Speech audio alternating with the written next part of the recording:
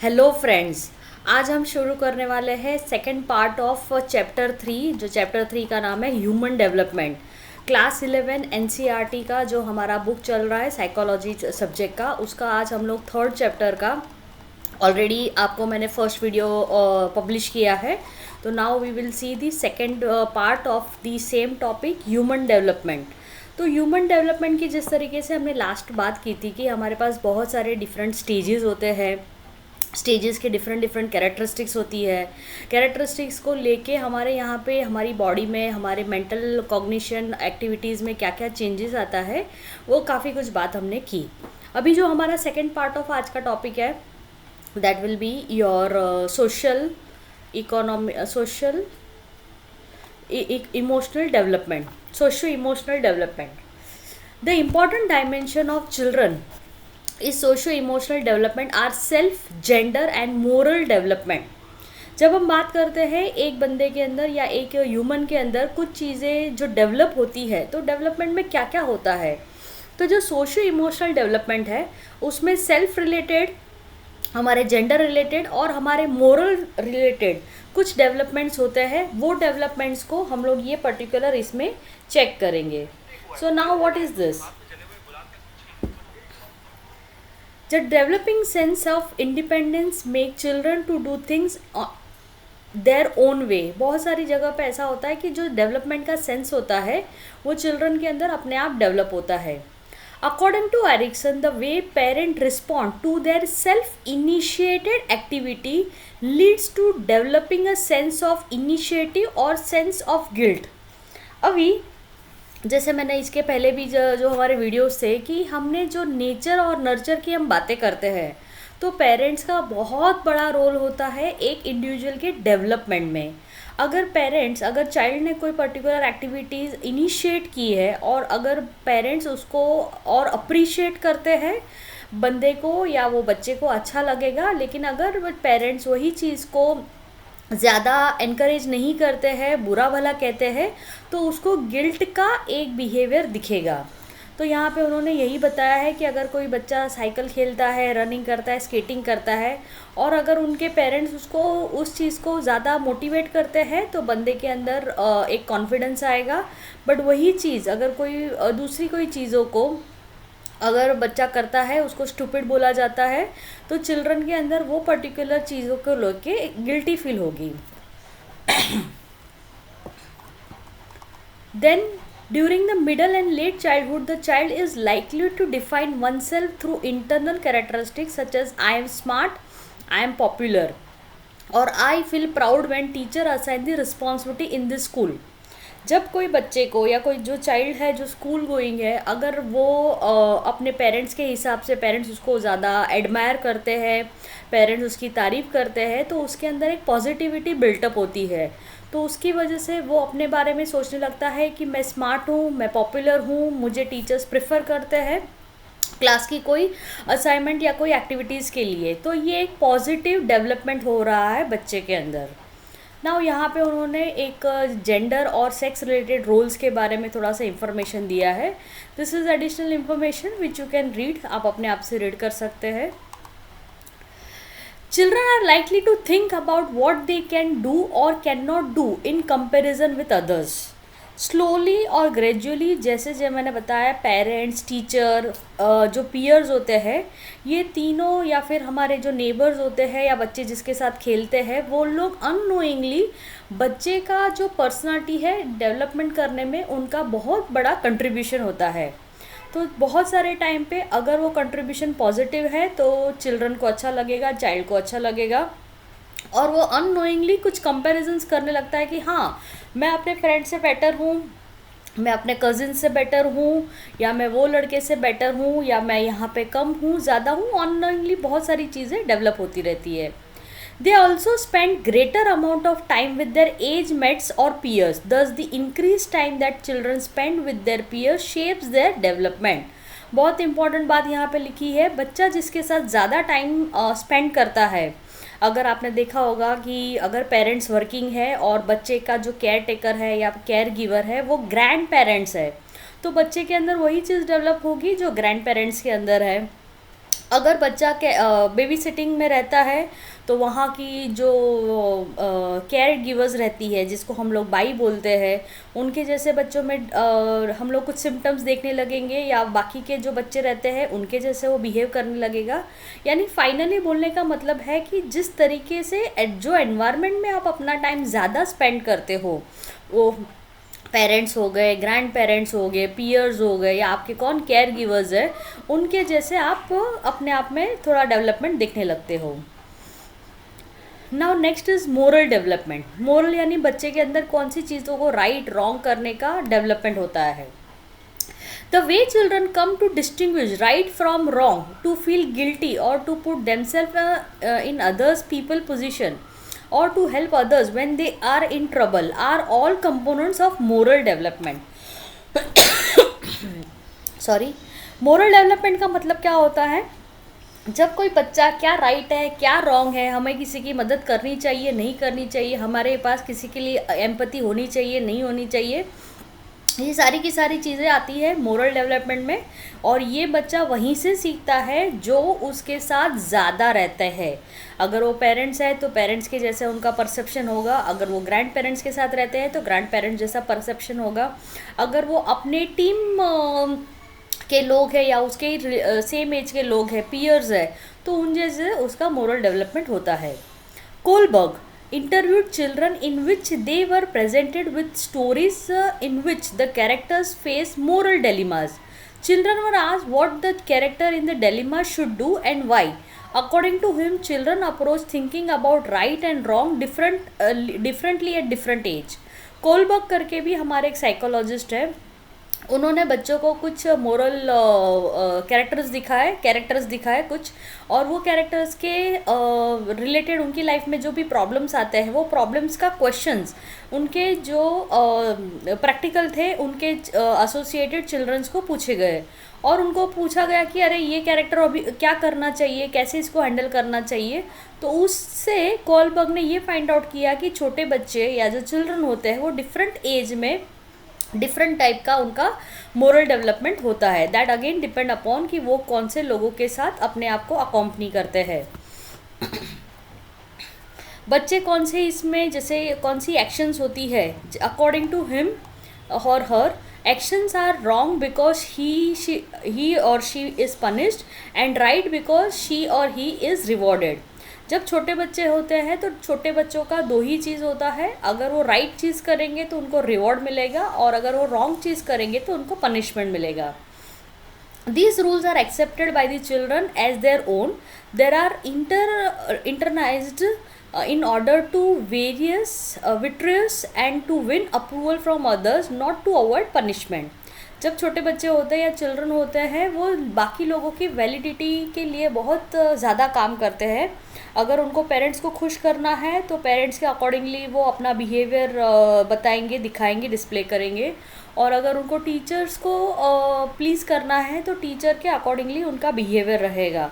तो उनके माइंडसेट में दो ही चीज़ होती है, अगर मैं इनकी लाइकिंग के हिसाब से रहूँगा तो मुझे रिवॉर्ड मिलेगा, और इनके अगेंस्ट में मैं गया कि इनकी डिसलाइकिंग के अगेंस्ट मैंने कुछ ऐसा काम किया तो मुझे पनिशमेंट मिलेगा।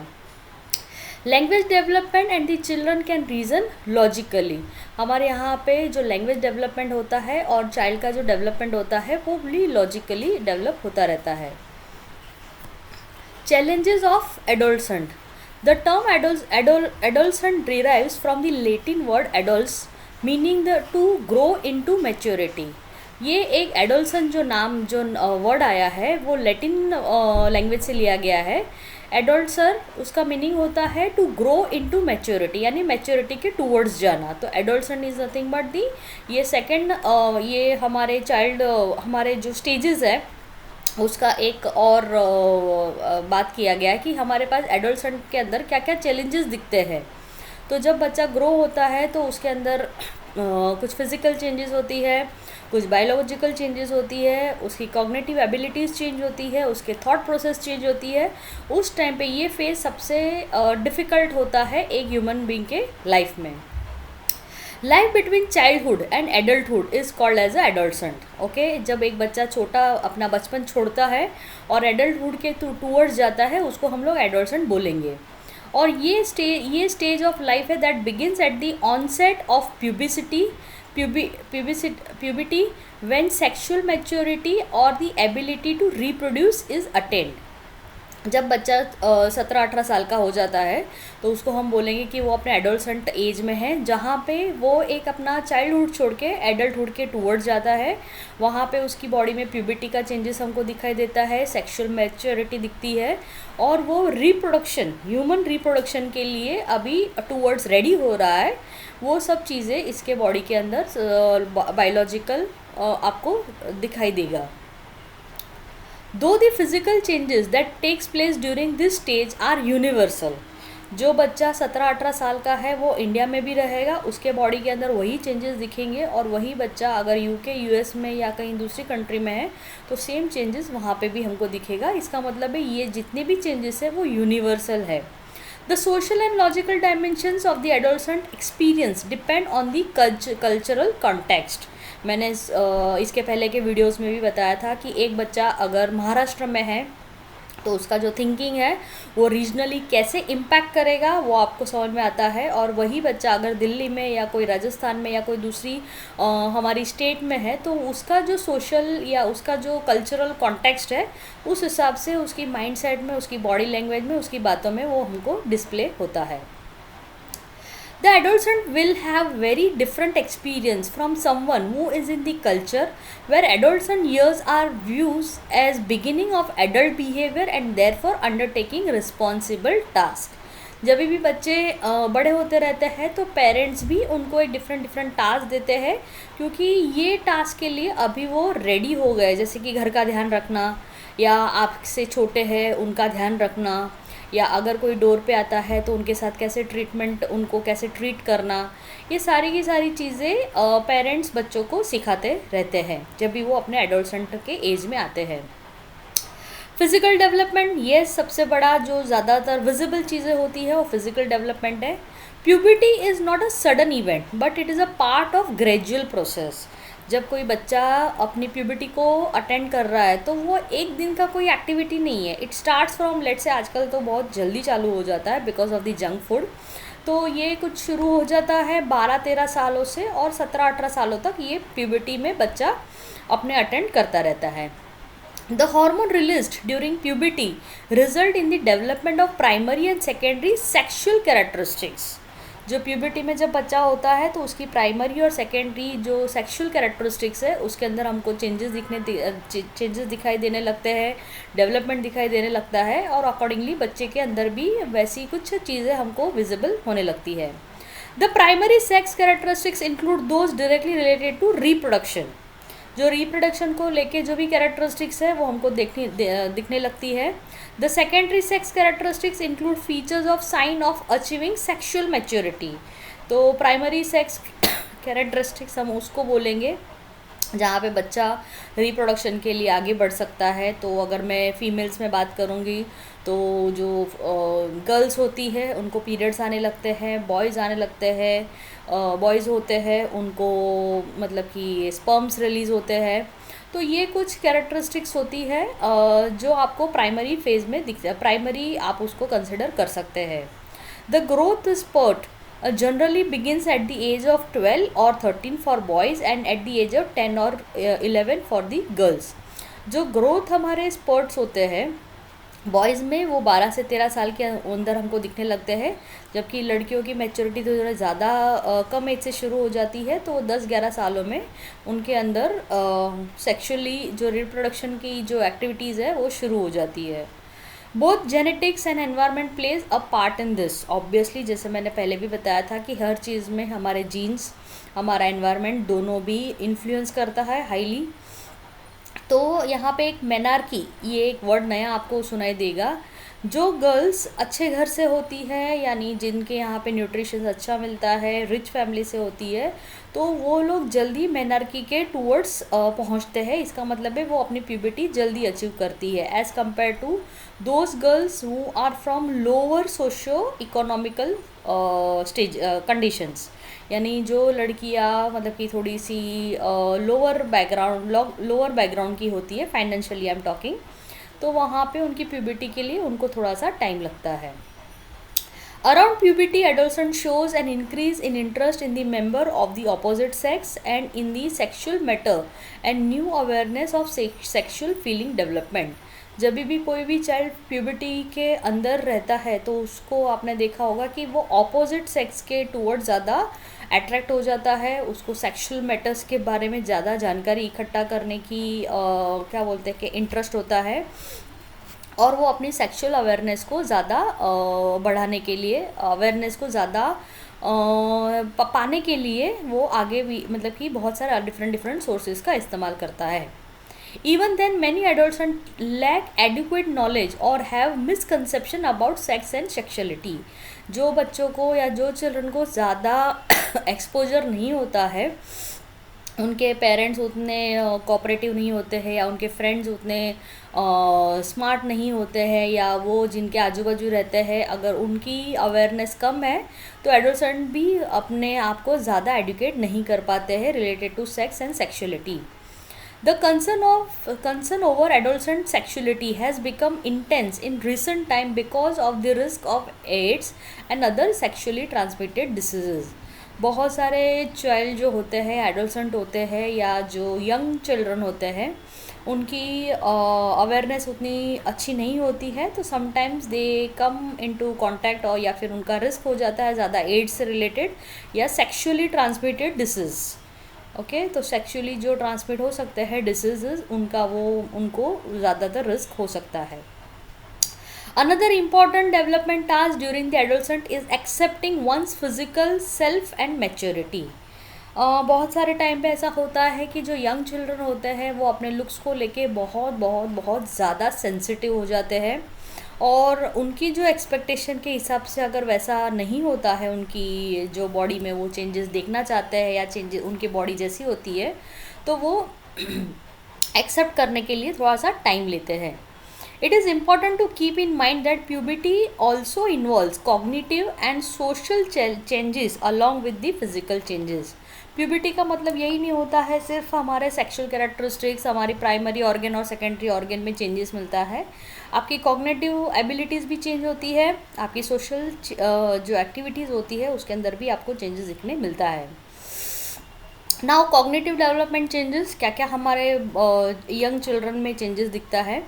तो adolescent though becomes more abstract, logical and idealistic, they become more capable of examining their own thoughts, others' thought and what others are thinking about them.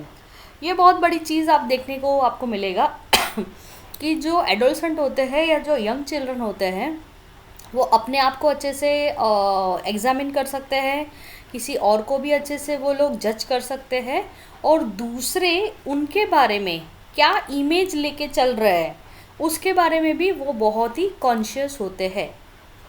पियाज, ये हमारे साइकोलॉजिस्ट है, पियाज believed that formal operational thought appears between the age of 11 to 15. पियाजे ने जो बोला है उसके हिसाब से उन्होंने बताया है कि जो फॉर्मल हमारे जो थॉट्स होते हैं वो हमारे 11 की एज से लेके 15 की एज में हमारे वो थॉट ज़्यादा क्या बोलेंगे डेवलप होते हैं. In addition to being abstract, adolescent thought is also idealistic. Adolescent being to think about the ideal characteristics for themselves and others and compare themselves and others with this ideal standards. जो young children होते हैं वो ideal situation को लेके बहुत ही concern रहते हैं, वो अपने थॉट और बाकी लोगों के थॉट कैसे आइडियली मैच होने चाहिए या वो कितने आइडियल के नज़दीक होने चाहिए उसके बारे में उनके बहुत ज़्यादा कंसर्न होता है, और वो कंसर्न की वजह से उनके जो बिहेवियर है उसके अंदर उसका मतलब कि आपको वो बिहेवियर में चेंजेस दिखता है, वो कितने अपने आप को आइडियल स्टैंडर्ड के साथ मैच कर पाते हैं. In contrast to trial and error approach used by children in earlier stage of development, the adolescent thinking become more systematic in solving the problem. They think of possible courses of action, why something is happening the way it is, and they systematically seek solution. Piaget called this type of logical thinking hypothetical deductive reasoning. हमारे जो young children होते हैं या adolescent होते हैं, जैसे मैंने already बात किया कि वो अपने आप को आइडियल कैरेक्टरिस्टिक्स के साथ रखना पसंद करते हैं। तो उनके अंदर जो ट्रायल एंड एरर का अप्रोच होता है, वो अप्रोच को हासिल करने के लिए वो अपनी जो भी प्रॉब्लम्स होती है उनको सॉल्व करते हैं, और इस तरीके से उनकी लॉजिकल थिंकिंग इंक्रीज होती है। उसको हाइपोथेटिकल डिडक्टिव रीजनिंग ये नाम दिया है पियाजे ने। The adolescent recognize alternative moral course, elaborates options and then decides on the personal moral code. अगर कोई यंग चिल्ड्रन है तो उसके अंदर उसके पास जो मल्टीपल पाथ होते हैं जिसके द्वारा वो अपनी प्रॉब्लम सॉल्व कर सकता है, तो उसको एक्सप्लोर करेगा, उसके ऑप्शंस देखेगा और डिसाइड करेगा कि ये कितना मोरली करेक्ट है। Adolescent also develop a special kind of egocentrism. According to David Elkind, imaginary audience and personal fable are two component of adolescent egocentrism। ये बहुत इम्पॉर्टेंट वर्ड है। हमारे जो एडोलसेंट होते हैं उनके वो अपने आप को इमेजिनरी ऑडियंस के बीच में रखते हैं और ऐसा फील करते हैं कि उनकी जो भी एक्ट है, उनकी फिज़िकल जो बॉडी है, उनके जो थॉट्स है, उनका जो बिहेवियर है, that is judged by others. तो वो हमेशा अपने आप को इमेजिनरी ऑडियंस के आजू बाजू घिरे दिखते हैं। इसको बोलते हैं ईगोसेंट्रिज्म। अभी वो क्या है और हम देखेंगे। They imagine that people are always noticing them and are observing each and every behavior of their। ये बहुत इम्पोर्टेंट है। हर जो एडोलसेंट होता है वो ऐसे सोचता है कि उसका जो भी एक्ट है, उसका जो भी बिहेवियर है, उसकी जो क्लोथिंग है, उसका जो अटायर है, that are noticed by other people. बाकी लोग उसको नोटिस करते हैं। The personal fable is a part of adolescent egocentrism that involves their sense of uniqueness. Personal fable का मतलब होता है कि वो अपने आप को यूनिक डिस्प्ले करना चाहते हैं। हर एडोलसेंट या हर यंग चाइल्ड अपने आप को यूनिक डिस्प्ले करना चाहता है और इस तरीके से वो अपने आप को बाकी लोगों से थोड़ा सा अलग यूनिकली प्रेजेंट करना चाहता है। कभी कभी जब यंग चाइल्ड होता है वो अपने पेरेंट्स को ज़्यादातर यही बोलेंगे, अरे आप नहीं समझोगे या आपको नहीं मालूम। तो ये तरीके का जो चीज़ होता है वो इसको हम लोग कैटेगराइज करते हैं ईगो सेंट्रिज्म में या फिर पर्सनल फेबल के अंडर में। अभी हम बात करेंगे नेक्स्ट और इम्पॉर्टेंट, फॉर्मिंग एन आइडेंटिटी। बच्चा अपना एक आइडेंटिटी कैसे फॉर्म करता है।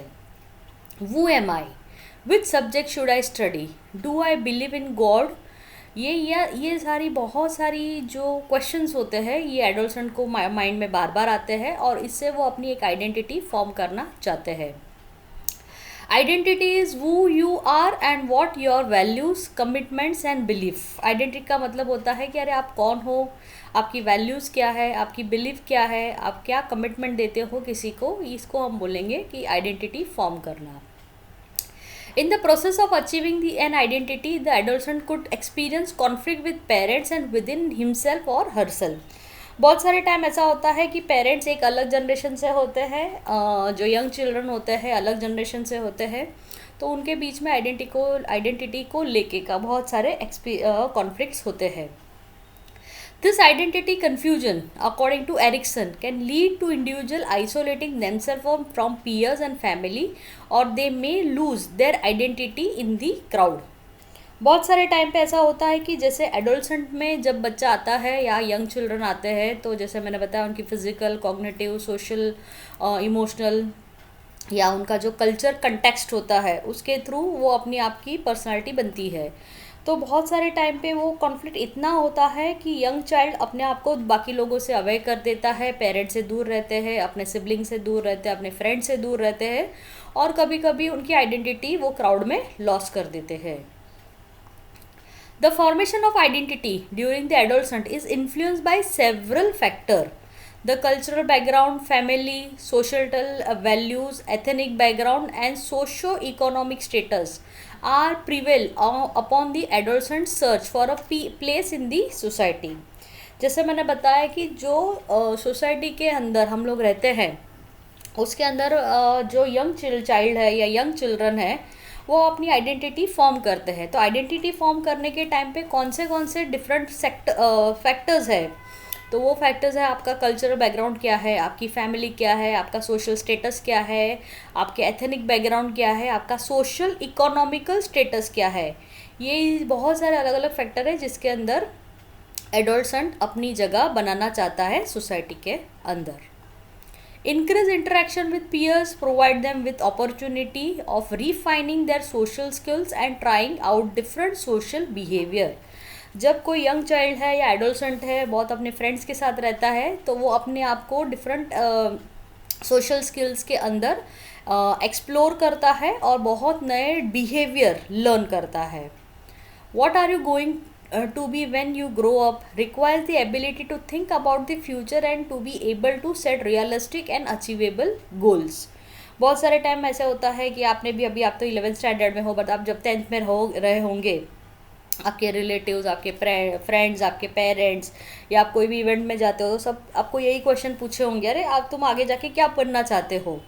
तो वहाँ पे आप अपने आप को, आपकी जो एबिलिटीज़ है उसकी कैपेसिटी क्या है, आप जो गोल सेट कर रहे हो वो कितना रियलिस्टिक है, आप अपने आप को फ्यूचर में क्या देखना चाहते हो, ये चीज़ों को बाकी लोग ऐसे क्वेश्चन से डेवलप करते हैं knowingly unknowingly.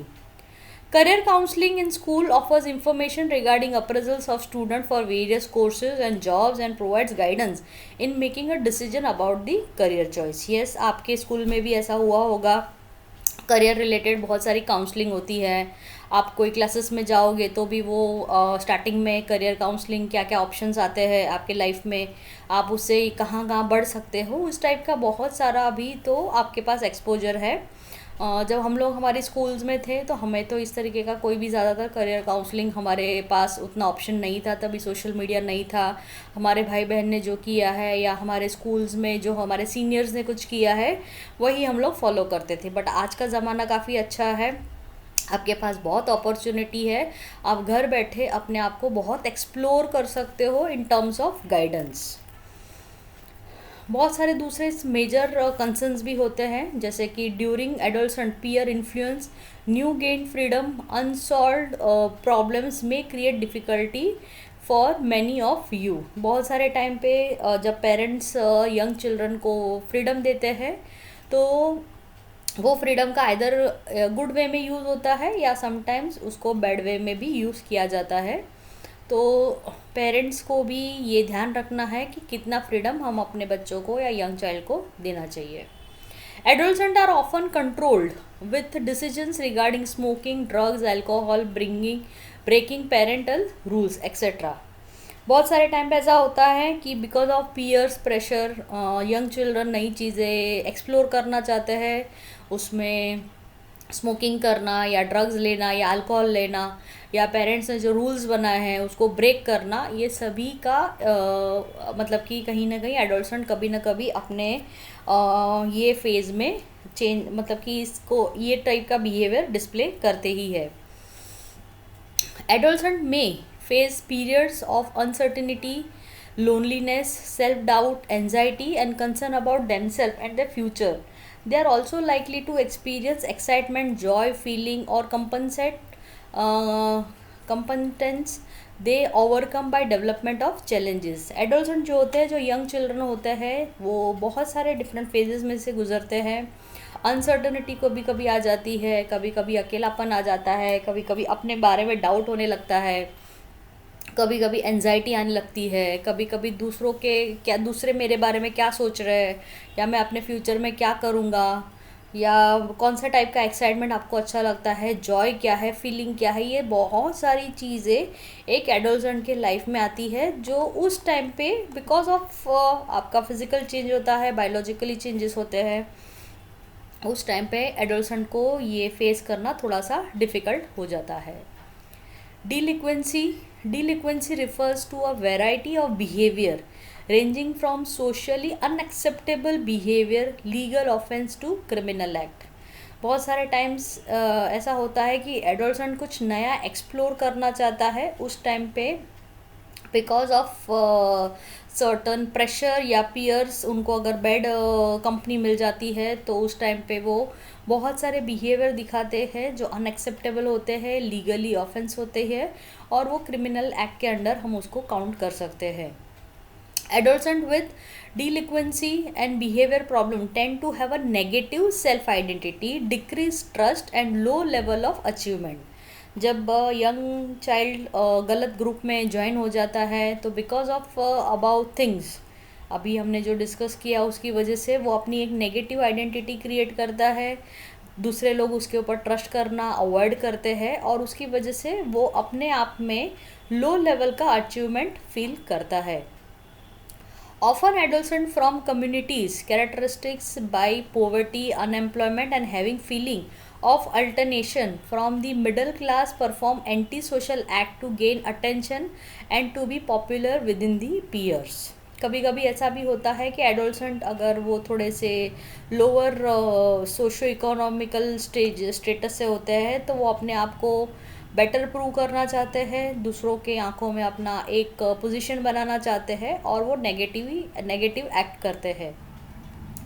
Changes in their peer group, becoming more aware of their social responsibility and developing feeling of self-worth, imitating positive behavior of role model, breaking negative attitude and the overcoming poor self-concept help in reduction of delinquent behavior.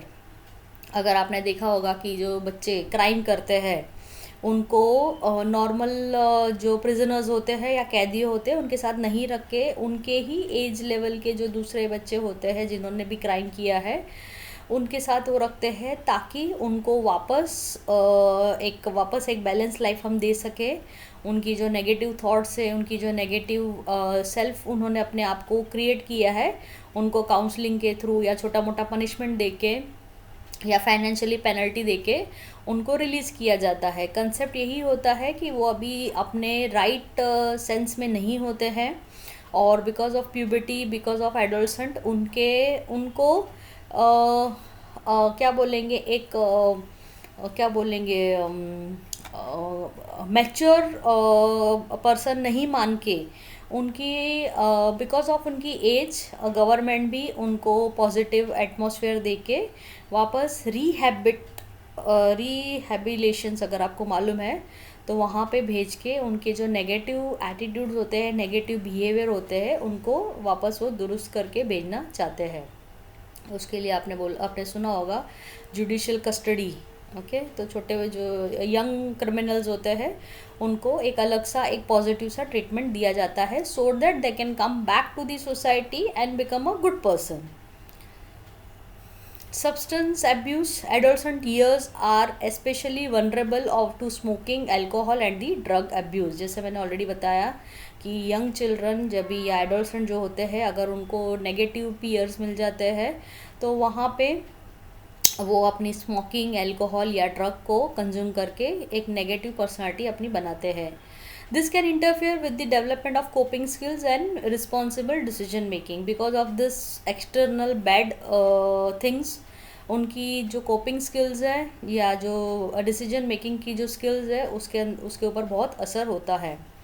The addictive power of nicotine makes it difficult to stop smoking.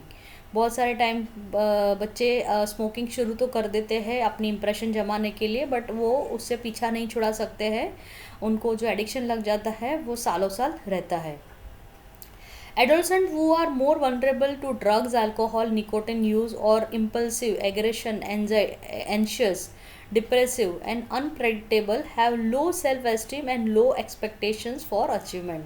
जो adolescent अपने आप को drugs वो पीते हैं, alcohol पीते हैं या निकोटिन का इस्तेमाल करते हैं तो वो ज़्यादातर अपने आप को नेगेटिव फीलिंग्स में वो घिरे रहते हैं और उनकी खुद की एक्सपेक्टेशन अपने आप से लो हो जाती है.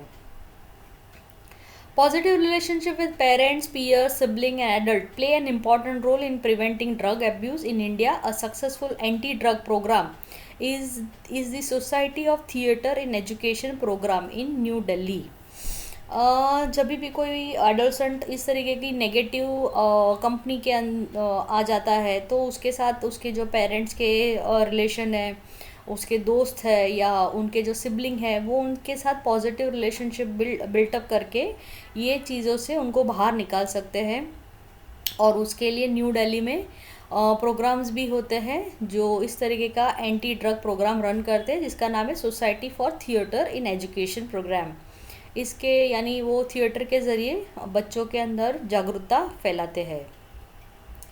ईटिंग डिसऑर्डर्स, ये अभी क्या होता है, बहुत सारे एडोलसेंट ऑब्सेस्ड होते हैं अपने सेल्फ को लेके, अपनी बॉडी को लेके, तो उसकी वजह से भी वो अपने अंदर कुछ डिसऑर्डर्स क्रिएट कर देते हैं, that specially with eating things.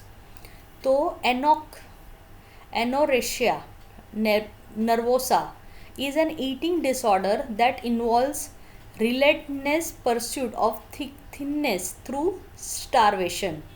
बहुत सारी जो लड़कियां होती है वो अपने आप को बहुत स्लिम ट्रिम दिखाने के लिए एनोरेक्सिया, ये एक डिसऑर्डर है, उसको वो डेवलप कर लेती है। और स्टारवेशन यानी भूखे रह के अपने आप को थिन प्रेजेंट करने की उनकी एबिलिटीज़ को और ज़्यादा पावर देते हैं। The media also project thinness as a most desirable image, and copying such fashionable image of thinness leads anorexia nervosa. अगर आपने देखा होगा कि हमारे जो बॉलीवुड के स्टार्स हैं वो अपने आप को बहुत अलग अलग तरीके से मेंटेन रखते हैं, बहुत सारे लोग अलग अलग ड्रग्स यूज़ करते हैं, बहुत सारे लोग अपने आप को कुछ सर्जरीज करवाते हैं और अपने आप को आइडियल इमेज उनकी रहती है। तो मीडिया की वजह से भी फीमेल्स में मेल्स में अपने आप को उनके जो आइडियल होते हैं उनके साथ मैच करने के लिए इस तरीके का ईटिंग डिसऑर्डर्स या बहुत सारी अलग अलग एक्टिविटीज़ वो अपनी बॉडी पे करवाते हैं। Bulimia is another form of an eating disorder in which the individual follows a binge and punch eating pattern। Binge and पंज ईटिंग पैटर्न्स का मतलब होता है कि वो अपने आप को ईटिंग डिसऑर्डर्स के अंदर मतलब कि ये भी एक टाइप का ईटिंग डिसऑर्डर है जहाँ पे सेल्फ इंड्यूस्ड वॉमिटिंग का इस्तेमाल करते हैं। अभी ये क्या है मैं आपको थोड़ा सा बता देती हूँ। जो मॉडल्स होती है, यंग मॉडल्स होती है, वो ज़्यादातर ये बुलिमिया एक टाइप का ईटिंग डिसऑर्डर है। इसमें वो क्या करते हैं, वो खाना तो खाते हैं, ओके, अपने आप को अपने माइंड को सेटिस्फाइड करने के लिए खाना तो खाते हैं, बट खाना खाने के बाद वो इस तरीके की कुछ टैबलेट्स लेते हैं और वो टैबलेट से उन्होंने जो भी खाना खाया है वो वॉमिटिंग के द्वारा बाहर वापस निकल जाएगा। This is called binge and purge. ये एक ईटिंग पैटर्न वो लोग अपने आप को यूज़ करते हैं, उसमें खुद ही अपने जो खुद भी खाया है वो सारा का सारा वॉमिट कर देते हैं, ओके। और इस तरीके से वो फास्टिंग को अवॉइड करते हैं। ये अल्टरनेट एक वे है by just keeping yourself thin.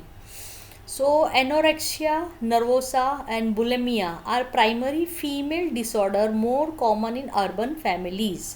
ये ज़्यादातर ये दोनों चीज़ ज़्यादातर फीमेल्स के अंदर हम पाते हैं बिकॉज वो अपने आप को थिन प्रेजेंट करना चाहती है।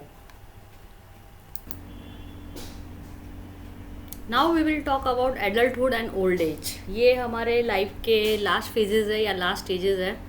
सो एडल्टहुड में क्या होता है, an adult is generally defined as someone who is responsible, mature, self supporting and well integrated into the society. Adult हम किसको बोलेंगे, जो बंदा एक मैच्योर है, सेल्फ खुद को सपोर्ट करता है फाइनेंशियली और वो सोसाइटी के अंदर वेल इंटीग्रेटेड है, इसको हम लोग एडल्ट पर्सन बोलेंगे।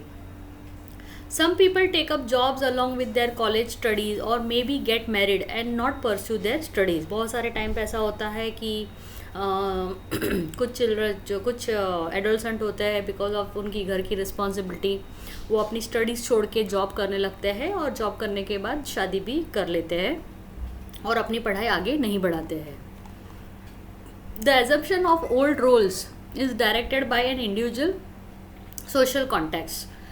एडल्ट किस तरीके का बिहेव करेगा वो उसकी सोसाइटी तय करती है। तो डिपेंड कि आप कौन से सोसाइटी में रहते हैं, जहाँ पे एक एडल्ट को मैरिज, जॉब और आगे उनकी फैमिली प्रोजेक्ट करनी, ये तीन चीज़ें एक बेसिक लाइफ के इवेंट्स माने जाते हैं।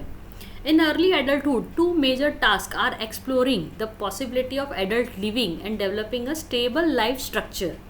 अर्ली एडल्टहुड का मतलब होता है कि वो जितनी भी अपनी पॉसिबिलिटीज़ है उनको एक्सप्लोर करेंगे, अपने सोसाइटी में रहेंगे और एक नॉर्मल स्टेबल लाइफ स्पेंड करेंगे. Career and work, earning a living, choosing an occupation and developing a career are the important themes for people in their 20s and 30s. जो लोग अपनी पढ़ाई कंप्लीट कर लेते हैं 21 में या 23 के बाद, अपनी अर्निंग शुरू कर देते हैं और 30s में जाके एक स्टेबल लाइफ जीने लगते हैं. जैसे वो मैरिज कर लेते हैं, अपने पार्टनर्स का रिस्पेक्ट करते हैं, आगे जाके फैमिली प्रोजेक्ट करते हैं. तो ये दो एक्टिविटीज़ है जो 20s और 30s में ज़्यादातर लोग करते हैं.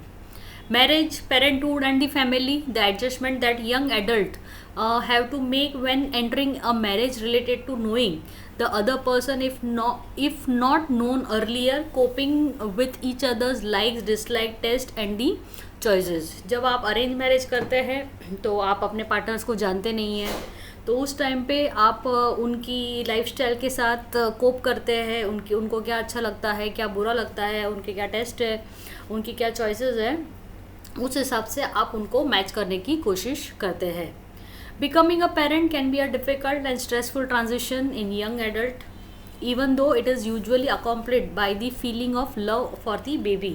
जब भी कोई बंदा मैरिज करता है, आगे फैमिली प्रोजेक्शन करता है, उस टाइम पे जब उनको बेबी होता है तो बेबी के अपब्रिंगिंग में उनको कुछ नॉलेज नहीं होता है, तो उस टाइम पे वो दोनों चीज़ को फील करते हैं, स्ट्रेस भी फील करते हैं और जो उनको बेबी के थ्रू जो लव मिलता है या बेबी को जो लव शेयर करते हैं उनसे ही उनके एक पॉजिटिविटी भी मिलती है. तो वो एक मिक्स इमोशंस होते हैं. Death of spouse or divorce creates a family structure in which a single parent, either the mother or the father, has to take up the responsible of the children. अगर आपके marriage successful है very good, लेकिन अगर because of some reason marriage अगर unsuccessful होते हैं तो जो सिंगल पेरेंट होता है उनके ज़िम्मे बच्चे की पूरी अपब्रिंगिंग आ जाती है. तो they manage there finances, they manage there society pressure और अपने चाइल्ड या अपने चिल्ड्रन को बेस्ट देना चाहते हैं. ये ठीक है, मैरिज अगर आपके अनसक्सेसफुल रहे तो ये होता है. सम टाइम अगर आपके पार्टनर की डेथ हो जाती है उस टाइम पे भी इस तरीके का सिचुएशन मतलब कि एक बंदे को फेस करनी पड़ती है. Despite the stress associated with parenting, it provides a unique opportunity for growth and satisfaction, and it's perceived as a way of establishing concern and guiding the next generation. जिस तरीके से आप अपने आप को स्ट्रेसफुल कंडीशंस में stable रखते हो, उससे आप अपने जो चिल्ड्रन होते हैं, यानी यहाँ पे पेरेंट्स की बात हो रही है, तो वो चिल्ड्रन देखते हैं आपको, आप कैसे बैलेंस करते हो अपने आप को, उनको कैसे अपब्रिंग करते हो, उनको कैसे सेटिस्फाइड करते हो. इससे आप अपनी एक आइडियल कैरेक्टरिस्टिक शो करते हो. People notice gradual deterioration in some aspect of their physical functioning, such as decline in vision, sensitivity to glare, hearing loss and changes in physical appearance. जैसे जैसे एक बंदा आगे बढ़ता है, अपने 30s के बाद 40s में आने लगता है, तो उनको पावर ग्लासेस आने लगते हैं, उनकी विजन थोड़ी सी कम हो जाती है, उनको थोड़ा सुनाई कम देने लगता है. तो this is also one of the what you can say, this is also a stage where everybody comes. Decline in the memory, ये भी एक होता है कि आपको लॉन्ग टर्म मेमोरी और शॉर्ट टर्म मेमोरी के बीच की डिफरेंस नहीं मालूम होती है और आप जल्दी भूल जाते हो. मेमोरी टेंड टू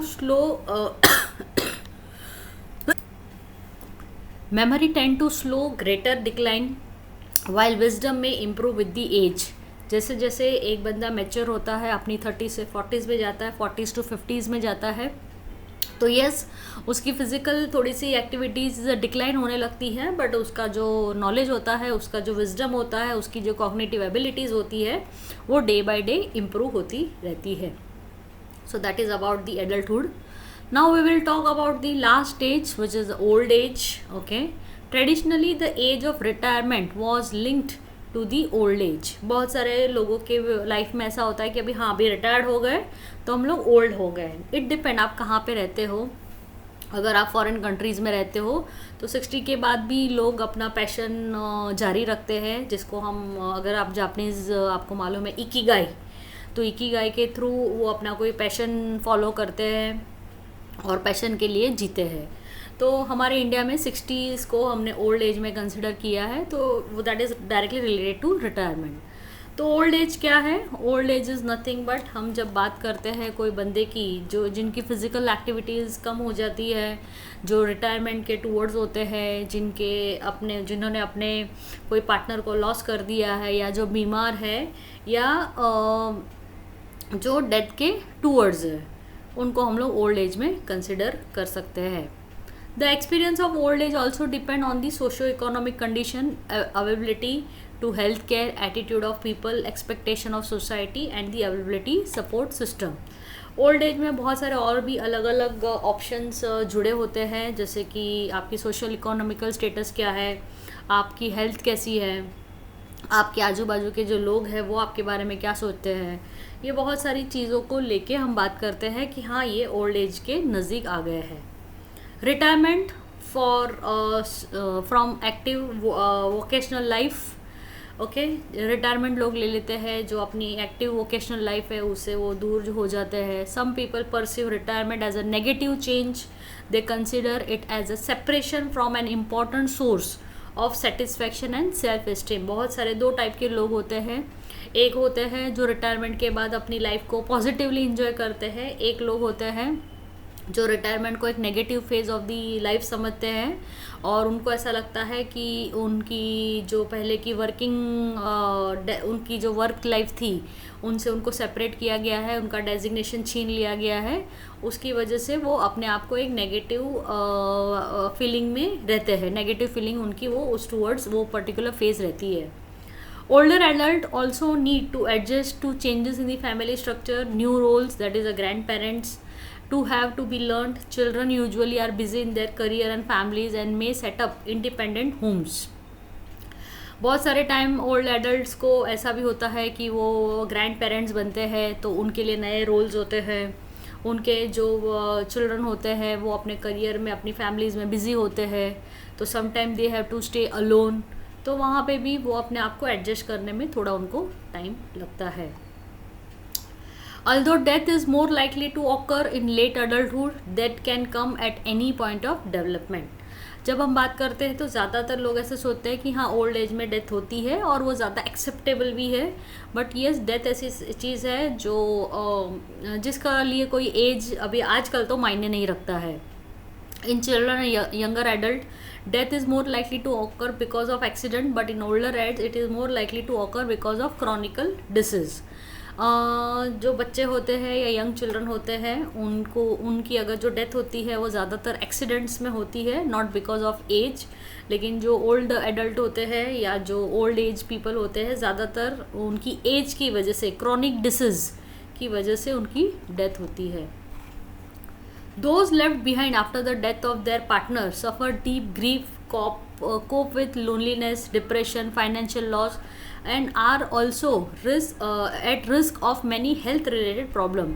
समटाइम ऐसा होता है कि अगर कोई एक मैरिड पर्सन है, उनके पार्टनर को उन्होंने लॉस कर दिया है, तो उनके बाद उनकी जो लाइफ होती है वो बहुत लोनलीनेस में वो लोग अपने आप को देखते हैं, उनके अंदर डिप्रेशन आ जाता है, उनकी फाइनेंशियल कंडीशंस इतनी अच्छी नहीं होती है, और फाइनली ये हेल्थ रिलेटेड इश्यूज से भी वो अपने आप को स्टेबल करते रहते हैं।